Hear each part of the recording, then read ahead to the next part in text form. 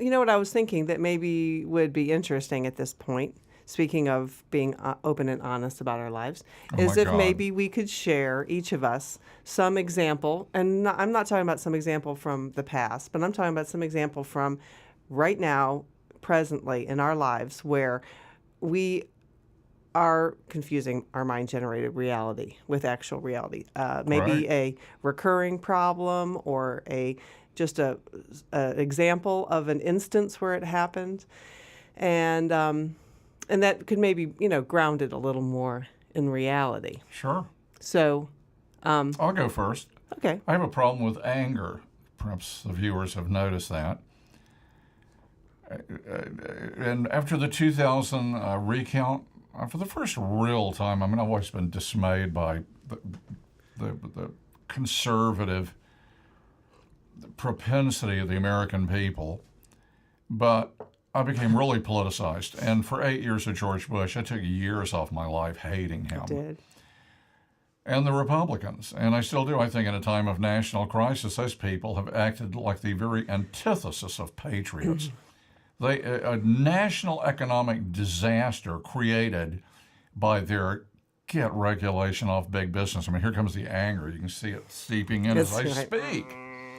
When you see a country that is, for all its faults, is founded on extremely noble ideals about equality and liberty and freedom from tyranny, and to see it sold down the river to basically the rich and the powerful have completely, and I think it's always been so. Will Rogers said, I think back in the 40s, best Congress money can buy. It's dismaying. I hate that word, but on an objective level. I mean, I think the American people, if we could realize that the power really is in our hands, we could throw those bombs out. But we need to do it in a conscious way, because if we're unconscious, too many of us voted for George W. Bush, who was an incompetent fool, I believe. He should have, I guess he could have run baseball as commissioner, which is what he should have been done. Okay. Should have done. But that's another opinion. But my anger on any level, whether it's getting mad at somebody driving, somebody that cut me off, or seeing the results of this recent election, the anger, I always justify it. I always I am entitled to feel anger. And that justification for what is essentially, my own philosophy tells me, is a rejection of reality. It is a stamp of, I reject what's going on. What's actually manifest right now is not okay with me, and I'm entitled to throw a temper tantrum about it and express anger and outrage and put my body through all sorts of absurd changes. So that is an example of really thinking that what I believe about reality that's right in front of me the way it is, like it or not, I choose to not like it and get angry about it. And that is what we call in our work the subjective mind. It's a bunch of value judgments that, when objective reality doesn't conform to my brilliant analysis, I'm entitled to get pissed off. So does your knowledge of this help you deal with your anger in any way? Not much. Well, that's honest. It is. Because I'm just asking. Listen, I've gotten through my life by bending and breaking every possible rule I could. My mother spoiled me.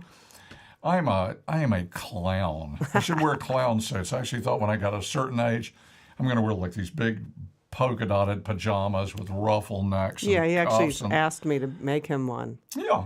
Yeah, And they full could wear clown makeup, and I'll just walk down the street. You could wear your Depends on underneath it. With my Depends on underneath, I'll have those polka dotted too. Custom Depends. So, and I will say this: even though I'm a tree sloth, I apologize to the tree sloths. That's their nature. I'm a slothful. I was given a very bad spin on the work ethic. And my mother let me get away with everything. My grandmother was the disciplinarian and the great advocate of the work ethic. white Anglo-Saxon Protestant Nazi. And so I got it. I'll move it along. And so I took the road most comfortable, what seemed the most comfortable to me. And it's done a lot of damage in my life because even when I know I should do something, I don't tend to do it. However, yeah. I've developed a philosophy at last that explains it. I'm insane. Paul said, I quoted some scripture last night. Well, Paul said, the things I want to do, I do not do. The things I don't want to do, these I do. What a wretched man am I. So I think you're talking, you've actually morphed over into another area where your mind-generated reality doesn't fit actual reality. And that's that you think life should be easy and go your way without any effort on your part. So you're angry when life doesn't work out that way, when you actually have to expend some effort. That's right, and I'm justified in it. Right. I should be So PO'd. the thing that came up for me when I was, conceiving of asking that question, let's give a personal example of mind-generated reality not matching actual reality in a recent, something in recent. And what came up for me was I like to weave. That's a favorite pastime of mine. And I think I'm good at it. And I really like coming up with complicated patterns that are built out of the possibilities of the kind of the mathematical structure of weaving and combining Keller with these mathematical structures. And I think I do something really unusual and more interesting than almost anybody else I see out there in the world. So, you can hear like how I have this opinion, a very high opinion of myself. That's right. And I can relate to that. I learned to weave a long time ago when I was in college and had a few years of weaving. And then I didn't do any weaving for years. For part of the reason is the loom is not something is very portable. So in our more gypsy-like days, and it can be an expensive habit. So, but anyway, a few years ago, I bought a small loom and have really spent a lot of time weaving in the last 5 years or so. Had a lot of fun with it. So when we moved to Asheville, I was all excited, like, wow, they'll have a Weavers Guild here. I can like link up with people and they'll recognize my brilliance. So I went to, they have the local Weavers Guild has I think it's an every other year show. And so I was all pumped up about that. I had something that I was almost made when I found out about the show, and I just thought, well, you could enter two things in for the price of one. So I was like, all right, man, I'm just going to work really hard and do two things. I'm just going to just make a splash, in Asheville weaving circles. So I did. I put a lot of energy into getting the second piece done in the deadline, and so I'm like. Then the day of the opening, I'm all excited. Like, here's my piece is going to be right there, in the forefront because I'll be recognized. And it was like, obviously, they didn't think much of what I had woven at all by the placement in the show. And I can feel it as I'm talking about it, like the crushing feeling of that, like, wow. Rejection. I thought I had a lot of talent and I thought I was innovative and I thought they would recognize me for that. And instead, I feel like I've been kind of slapped in the face, like, you're an amateur. I mean, I was in the amateur category, of course, but you're really an amateur. And so all these bubbles about my impression of myself were completely blown. And I just walked around. I'm sure if you'd seen me at that event, I'm sure I did not look like I'm looking right now. Even, or was not accepting. I was not at peace. I was not happy. I was like, looking critically at the winners, and the pieces that were attractively displayed, thinking, look how it's just plain weave. There's nothing interesting here. This is just, I can't believe they picked these over me. And, and my stomach was, and it was like I felt just horrible. And I haven't wanted to go back to the exhibit. I haven't, because it's like, I don't want to go relive that feeling of rejection again.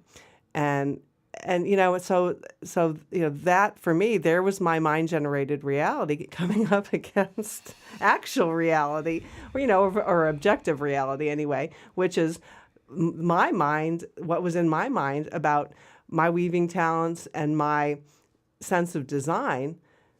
the objective world of Asheville weaving did not agree with me at all. Well, I take a little issue with that. I don't think you really can conflate the experience you're describing and what I'm describing. I'm talking about I'm talking my completely mind-generated reality, not matching Okay. objective reality. Well, I think we should look at the injection of a little objective fact or objective mind data into this.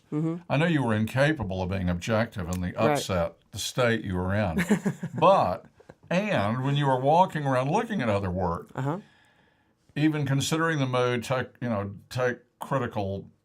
Take points off for being in a foul temper because that always affects what we're looking at. Sure. But do you think your work was more complex, objectively, as objective as than what you were saying? Yes. Yes. Maybe I can didn't have relate- some of the sense of design that's really, more. There was some design sense maybe that I'm lacking, but in terms of the actual weaving structures, I think almost nobody had anything that matched mine. I still think that. That So just the point other people is that don't if you- value it. and if you factor that in, Yeah. going nuts about it is still crazy. Right. Because that's the objective reality.